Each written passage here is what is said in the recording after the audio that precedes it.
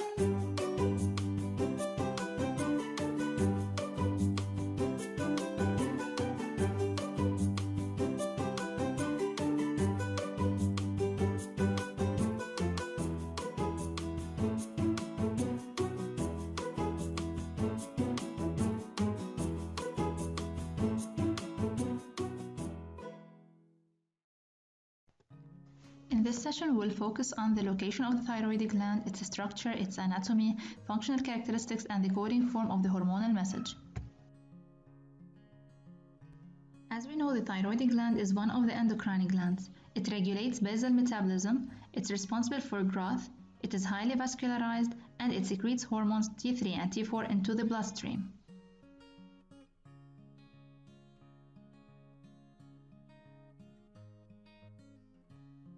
To better cover the objectives, you should refer to Activity 3 in the book, pages 90-91, and the extra sheet.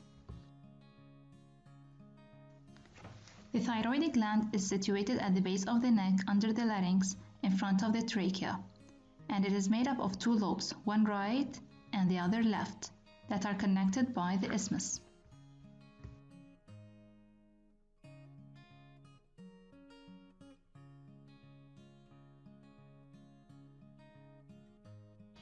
To better understand the histology of the thyroid gland, it is good to know what's a follicle.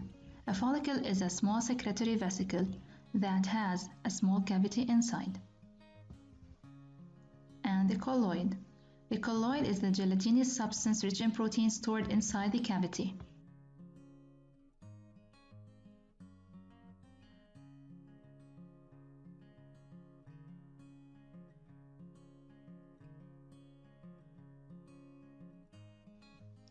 For the thyroid gland to synthesize T3 and T4 hormones, it first absorbs amino acids and iodine from blood.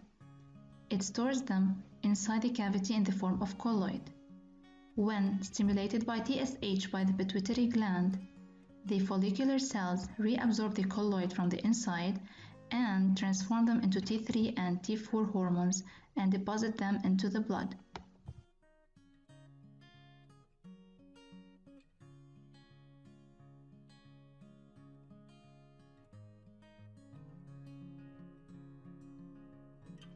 Just like the nervous message, the hormonal message is coded in a specific manner.